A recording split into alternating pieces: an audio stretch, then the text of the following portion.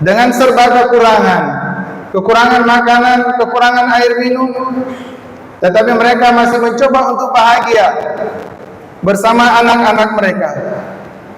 Namun tenang-tenang sebentar di dalam camp, tiba-tiba bom jatuh. Tiba-tiba semuanya berantakan.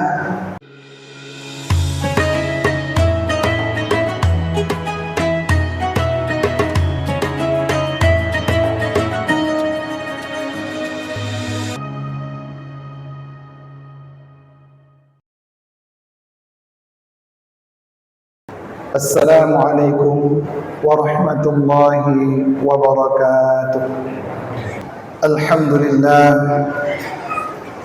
Alhamdulillahil wahidil ahad.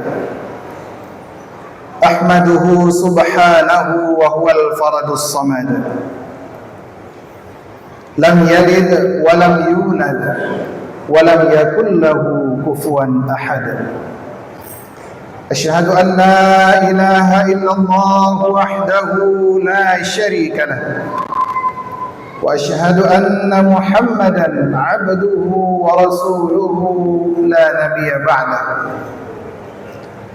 اللهم فصل وسلم على هذا النبي الكريم وعلى آله وصحبه أجمعين أما بعد فيا عباد الله أوصيكم وإياي بالتقوى الله فقد فاز المتقون. قال الله سبحانه وتعالى في القرآن الكريم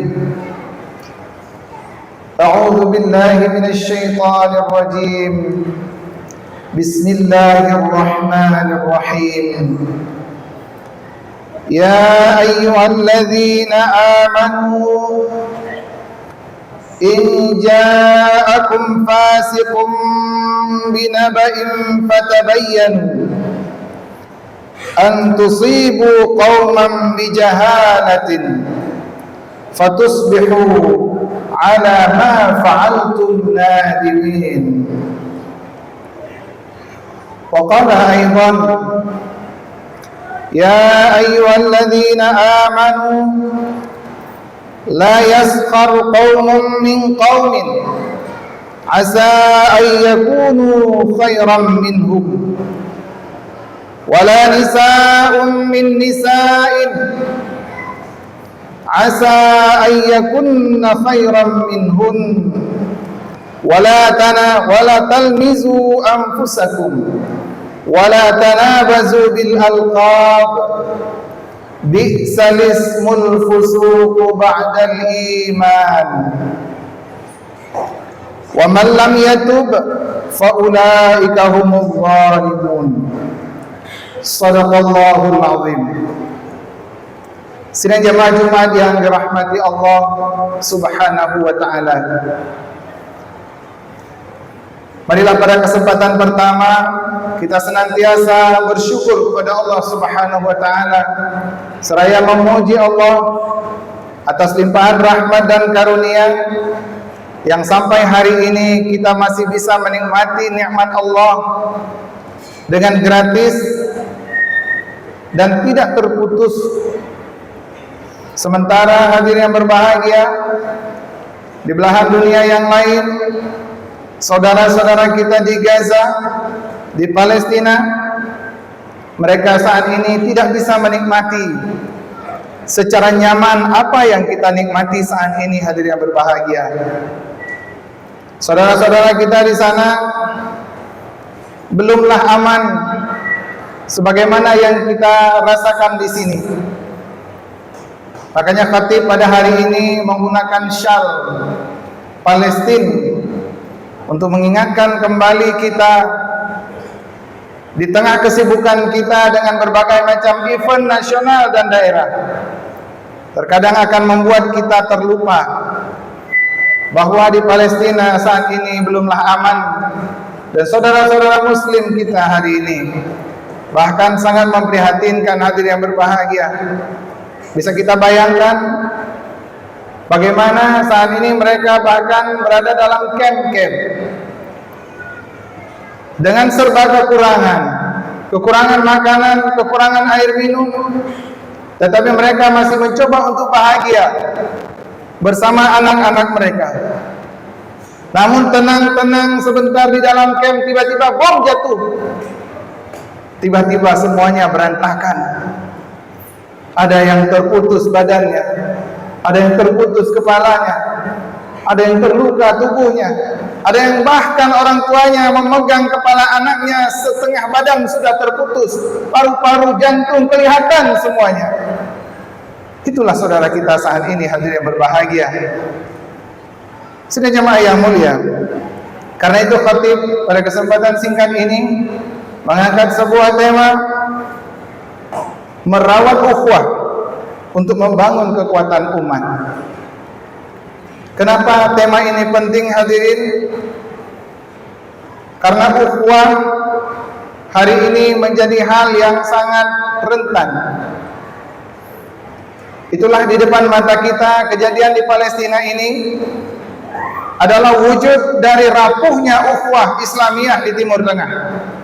Di antara negara-negara Islam, bahkan negara-negara Islam yang kaya sekalipun, saudara kita di Palestina adalah sebuah negara kecil, berada di tengah-tengah negara besar, bahkan bisa kita katakan kerumunan negara Islam. Tetapi betapa beraninya Yahudi laknatullah yang berjumlah cuma tidak banyak di tengah-tengah umat Islam ini, berani menghancurkan saudara kita, membunuh saudara kita secara sadis, mencincang-cincang mereka sampai hancur di depan mata kita semua, dan di depan mata saudara-saudara kita yang hebat-hebat, negara-negara besar muslim dunia yang kaya raya. Sidang jemaah yang mulia, karena itu khatib ingin mengingatkan kembali kita bahwa persatuan dan kesatuan umat Islam, persaudaraan umat Islam sedunia saat ini berada pada titik nadir yang sangat berat, yang sangat rapuh. Perlu kesadaran ini khatib angkat kembali, karena juga kita saat ini berada pada momen-momen kritis untuk terjadinya perbedaan pendapat, perbedaan pilihan yang kemudian berujung pada perpecahan dan penghancuran ukhuwah Islamiyah. Sidang jemaah yang mulia, seharusnya peristiwa di Gaza ini adalah bisa menjadi peringatan besar bagi kita dari Allah Subhanahu wa taala. Allah ingin menyadarkan umat Islam bahwa persatuan, persaudaraan itu penting, hadirin yang berbahagia. Akibat fatal dari sebuah pecahnya persatuan, hilangnya rasa persaudaraan di antara umat Islam, itulah yang saat ini dirasakan kaum muslimin yang ada di Gaza. Akankah kita juga merindukan kondisi itu? Atau kita akan menjadikan itu sebagai pelajaran sehingga itu tidak akan pernah terjadi di negeri tercinta ini? Sidang jemaah yang mulia, Allah berfirman, wa'tasimu bihablillahi jami'an wa la tafarraqu. Bersatu padulah kamu, berpegang teguhlah kamu pada tali Allah, pada tali agama Allah. Wa la tafarraqu, janganlah kalian bercerai-berai. Perintah bersatu ini wajib kita laksanakan, hadirin yang berbahagia. Kenapa ukhuwah lagi? Ukhuwah adalah satu-satunya hal pertama dilakukan Rasulullah sallallahu alaihi wasallam ketika beliau hijrah dari Mekah ke Madinah, sidang jamaah yang mulia. Setelah Nabi mendirikan Masjid Quba, maka Nabi yang dilakukan Rasulullah tahap kedua adalah mempersatukan antara kaum Muhajirin dan Ansar. Dan persahabatan itu telah terekam di dalam sejarah, bahkan dalam Al-Quran sekalipun. Bagaimana kecintaan kaum Ansar kepada kaum Muhajirin. Ada di antara sahabat yang rela membagi dua seluruh hartanya karena saling cintanya yang terbangun dari ukhuwah yang dibangun oleh Rasulullah sallallahu alaihi wasallam. Dan negeri Madinah yang disebutkan dalam sejarah sebagai baldatun thayyibatun wa rabbun ghafur, sebagai contoh negeri yang dibangun langsung oleh Rasulullah sallallahu alaihi wasallam, itu bersendikan, berfondasikan ukhuwah Islamiyah. Hadirin yang berbahagia, Nabi mendirikan Masjid Quba, dan kemudian Nabi mempersaudarakan kaum muslimin di dalam masjid tersebut. Hendaknya kita tidak menjadikan masjid sebagai tempat untuk berpecah belah, dan tidak menjadikan masjid untuk tempat saling mengadu domba. Sini jemaah yang mulia, Rasulullah SAW dalam sebuah hadis juga pernah berpesan kepada kita. Hadis ini menggambarkan kondisi umat di suatu ketika, dan sepertinya inilah waktunya hadirin yang berbahagia. Tetapi pentingnya hadis ini adalah, walau apapun yang terjadi, bagaimana kaum mukminin, kaum muslimin, semuanya berada pada barisan yang benar, yang terus memperjuangkan hak dan kebenaran. Rasulullah SAW bersabda dari Sauban, Rasul berkata, suatu masa nanti bangsa-bangsa akan memperebutkan kalian sebagaimana orang-orang yang sedang makan, yang memperebutkan makanan di atas nampan. Sahabat bertanya, apakah saat itu kita berjumlah sedikit ya Rasulullah? Rasul menjawab, bal antum yawma idzin katsir. Sebaliknya, bahkan pada waktu itu kalian itu jumlahnya banyak, tetapi kalian hanyalah bak buih di atas air bah. Bisa hadirin bayangkan seperti buih di atas air bah, buih di atas lautan, di atas diombang-ambing dengan ombak. Allah Subhanahu wa taala akan mencabut rasa takut dari dalam diri musuh-musuh kalian, kata Nabi, terhadap kalian. Dan Allah meletakkan penyakit wahan di dalam hati kalian. Lalu sahabat ada yang bertanya lagi, wahai Rasulullah, apakah wahan itu? Nabi menjawab, cinta dunia, hubbud dunia wa karahiyatul maut. Cinta dunia dan takut mati. Sidang jamaah yang mulia, peristiwa hancurnya ukhuwah ini di depan mata kita ini janganlah terulang, karena kondisi kita sedang berada di tahun-tahun politik. Ini adalah tahun-tahun yang sangat rentan bagi kita. Hendaknya pesta demokrasi biarlah berjalan sesuai dengan apa adanya. Tetapi kita umat Islam dan umat mukmin tetap memegang teguh bahwa wa'tasimu bihablillah wa la tafarraqu. Jangan bercerai-berai.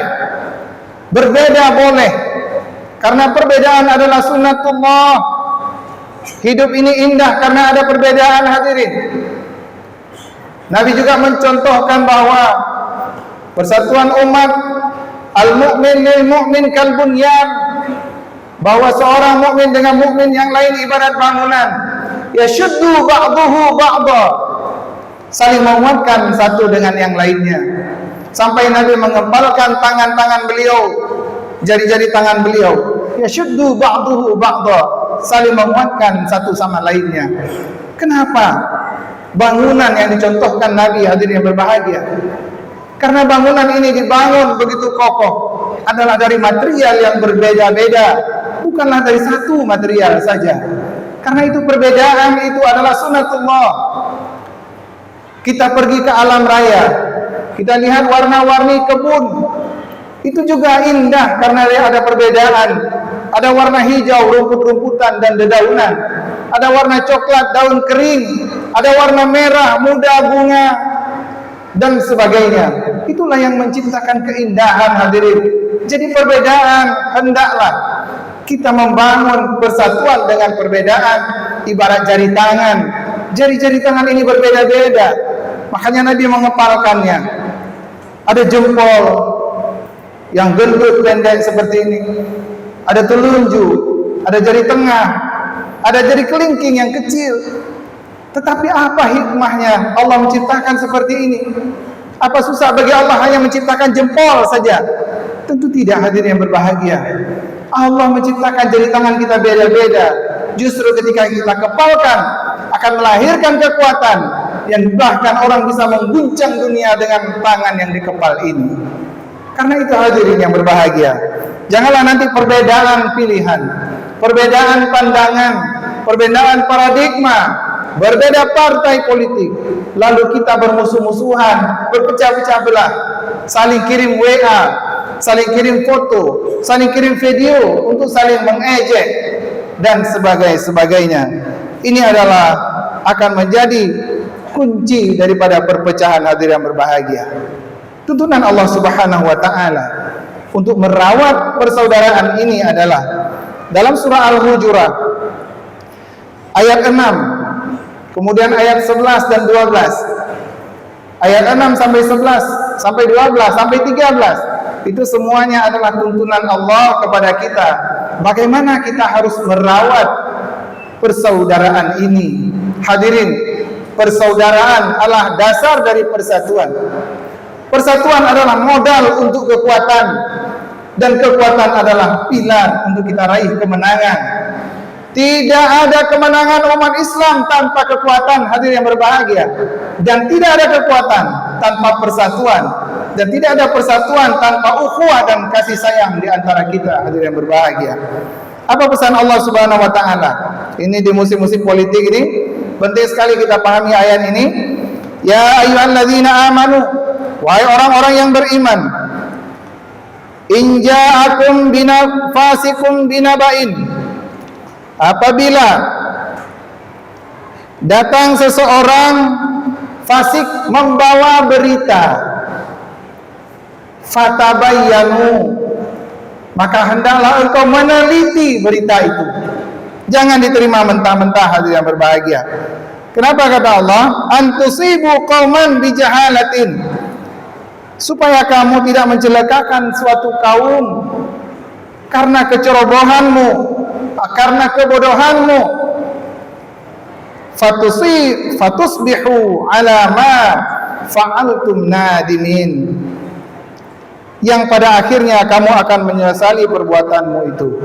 Jadi kita nanti akan menyesal kalau kita mendapatkan berita langsung terima, langsung olah, langsung share, langsung like, dan kita tahu bahwa nanti itu akan membawa dampak buruk kepada saudara-saudara kita. Bisa jadi kesalahan kita yang tidak teliti itu akan menghancurkan saudara-saudara kita yang lain.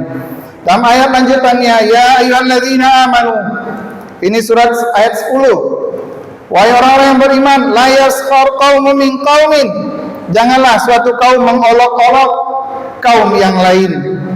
Asa ayyakunu khairan minhum, karena boleh jadi mereka yang diolok-olok lebih baik dari mereka yang mengolok-olok. Wala nisa'un min nisa'in, khusus Allah bilang lagi, dan janganlah pula perempuan-perempuan mengolok-olokkan perempuan yang lain. Asa ayyakunna khairan minhun, boleh jadi mereka yang diolok-olok lebih baik daripada mereka yang mengolok-olok. Wala talmizu anfusakum, janganlah kamu saling mencela satu sama lain. Wala tanabazu bil alqab, dan janganlah kalian memanggil dengan gelar-gelar yang buruk.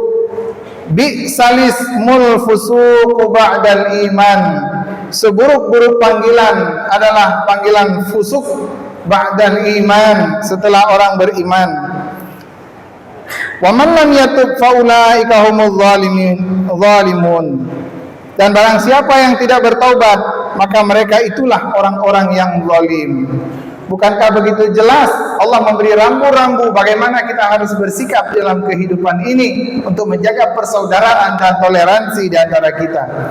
Akhirnya khatib akan membacakan sebuah ayat lagi, lanjutannya ayat 11. Ya ayyuhalladzina amanu jtanibu katsiran minadh-dhann, wahai orang-orang yang beriman. Ini semua dalam masjid ini orang yang beriman, insyaallah dipanggil oleh Allah Subhanahu wa taala kita. ijtanibu katsiran minadh-dhann, jauhilah banyak dari prasangka. Inna ba'dadh-dhanni itsm, sesungguhnya sebahagian besar dari prasangka itu adalah dosa. Wala tajassasu wala yaghtab ba'dukum ba'dha, janganlah kamu mencari-cari kesalahan orang lain, dan janganlah ada di antara kamu yang menggunjing sebahagian yang lain. Allah mengumpamakan, ayuhibbu ahadukum ay ya'kula lahma akhihi maitan fakarihtumu, apakah di antara kamu ada yang suka memakan daging saudaranya yang sudah mati? Tentulah kamu merasa jijik. Fakarihtumu, tentulah kamu merasa jijik. Wattaqullah, maka bertakwalah kamu kepada Allah. Innallaha tawwabur rahim, sesungguhnya Allah Maha penerima taubat lagi Maha penyayang. Sidang jamaah yang dirahmati Allah Subhanahu wa taala, ayat-ayat yang panjang sedikit yang khatib bacakan ini, mudah-mudahan nanti hadirin bisa membuka kembali surah Al-Hujurat ini. Insyaallah rambu-rambu pergaulan, rambu-rambu yang menjaga ukhuwah Islamiyah, memperkuat Islamiyah ini akan kita dapatkan langsung tuntunan dari Allah Subhanahu wa taala, dan banyak lagi hadis-hadis Rasulullah yang mengajak kita untuk terus meningkatkan ukhuwah kita, persaudaraan kita, karena persaudaraan akan menentukan kekuatan kita. Kekuatan ini akan menentukan kemenangan Islam di masa yang akan datang. Barakallahu li wa lakum fil Qur'anil azim, wa nafa'ani wa iyyakum bima fihi minal ayati wa dzikril hakim, wa taqabbala minni wa minkum tilawatahu innahu huwal ghafurur rahim.